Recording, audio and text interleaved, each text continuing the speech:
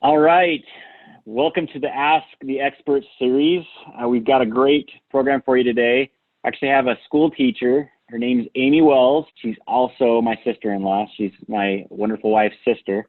So Aimee, thanks for being on the show. Today she's going to share with us 3 fun ideas to keep our kids entertained. So I thought a lot through this is when Courtney asked me, and I'm in a unique position where I'm a school teacher of elementary school kids, plus I'm a mother. So I wanted to kind of share both perspectives because I think that a lot of us are in that position right now, unofficially school teachers.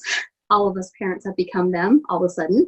Some things that I wanted to kind of start with that I thought would be super helpful is that if you give kids a smaller chunks to do, because kids when they're little, they don't understand time and it's really hard for them to grasp, say, let's do this for a couple of hours and then a little bit later we'll do this. And so if you kind of just break it down and give it to them in smaller pieces, kind of segment out their day, it makes more sense to them. So I do that with my own kids and I do that with my students. In my classroom, I have everything broke down into smaller segments and I tell them exactly what they're doing. That's the first thing the kids do when they walk in the mornings. They check my board because it's a sense of security to kids to feel like they're in control of what's happening in their day. So as you're homeschooling your kids, do that for them. Try and break it into smaller pieces because they'll feel like they not only are more accomplished when they get things done, but then it gives them something to look forward to. Also, they know what's coming next. I was kind of thinking of some things like I do in the classroom that's kind of fun for the kids that you can do at home, and you can make any learning activity into a game. Anything you do, you can make it into something fun. For example, if I have a math lesson plan for my students and we're going to do maybe, let's just say we have like 10 minutes of whole class practice. Regardless of what I do, I'm going to do 10 minutes of whole class practice. But I've chosen to make it into a kind of a reward game for them. So I just draw a great big heart on the whiteboard and segment it out. So maybe I say within 10 minutes, we're going to accomplish 5 problems together. So it kind of gives them about 2 minutes per problem. So then I just, inside the heart, I just draw 5 little chunks. And then I set my timer and then I say, okay, here's our first problem. And as they accomplish each problem together as a class, I fill in a portion of the heart. And they get super excited, and the reward at the end could just be that they filled the heart. It doesn't have to be something extrinsic. It could just be that they filled the heart. But also maybe sometimes I'll give them this an M&M or 1 minute extra recess or whatever. But the fact is they feel like they did it and they accomplished it. And it was exactly the same thing I would have done without the heart. Just make your homeschooling into something fun in smaller chunks. And something that I was also thinking about as far as on a mother's point of view is when my kids were little, they always had chore charts, because to them, to have that visual of being able to accomplish what they needed to accomplish was really important. And they could see that they were checking things off their list. I had this really fun one that I actually borrowed the idea from my neighbor. And I had like a little ice cream cone I had just drawn. It was a poster board and I had just drawn 2 ice cream cones at the bottom. And then each kid had a pocket. And depending on, my kids were just little, like 4 and 6 and 7 years old. And each, inside the pocket were ice cream scoops. And they were just laminated with a little chore on each one. And then above the cone, there was a whole strip of Velcro. And on the back of each scoop was the other Velcro piece. And so they would come running out, and that was their morning routine, was they knew they had to finish their chores before they got any kind of playtime. So there was, like, for my daughter, she was little, so she couldn't read.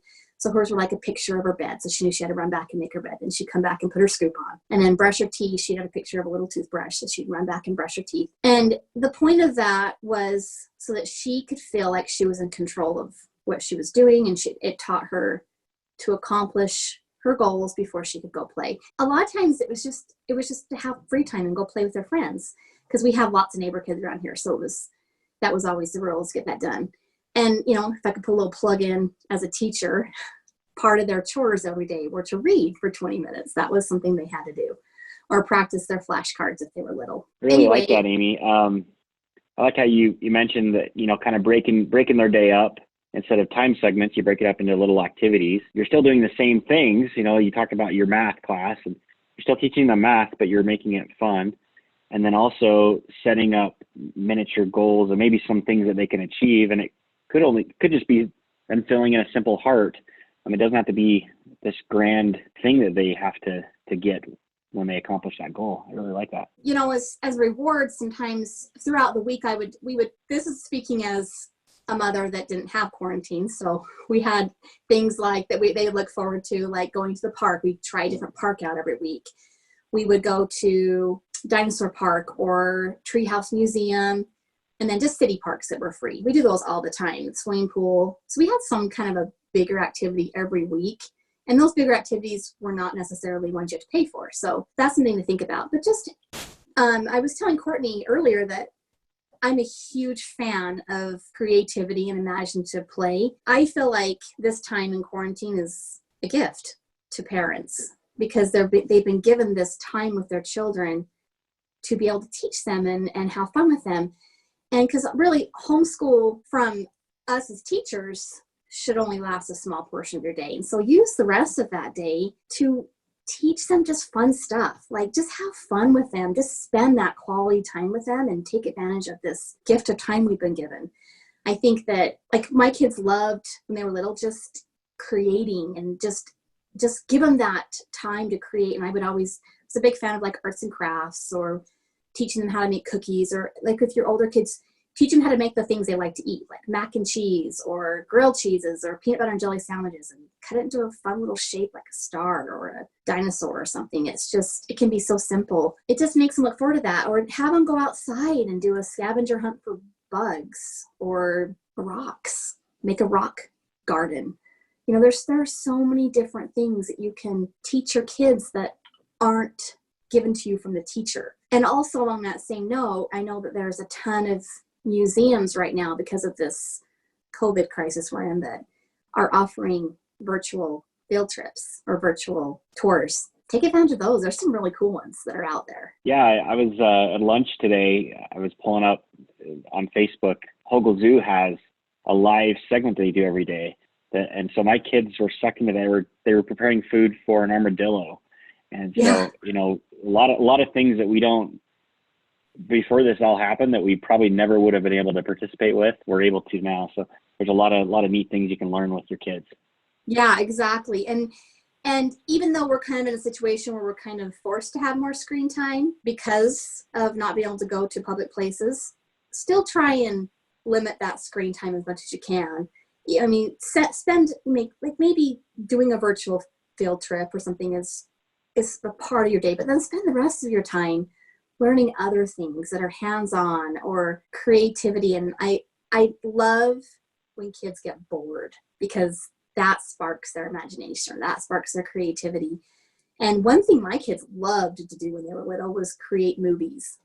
They would make the funniest, silly movies. And it was all on their own. I wasn't involved.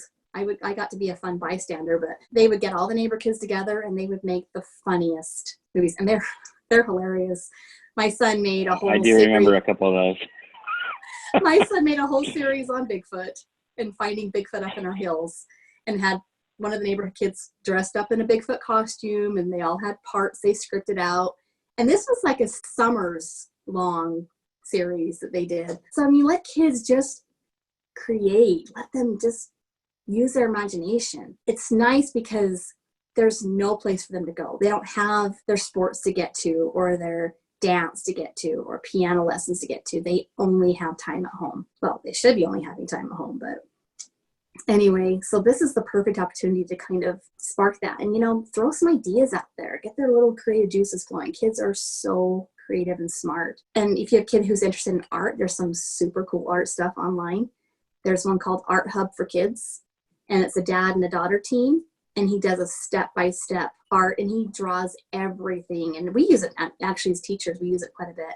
It's a really fun thing. You can pop it up on your big screen TV. A lot of people have the SmartCast. Pop it up there and sit there with your kid and draw a picture. It's really fun. Awesome. Some great tips, some great things for us to all think about. I really appreciate Aimee for being on the show today.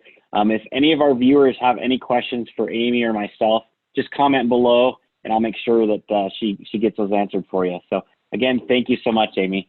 Thanks. I hope they helped. See ya.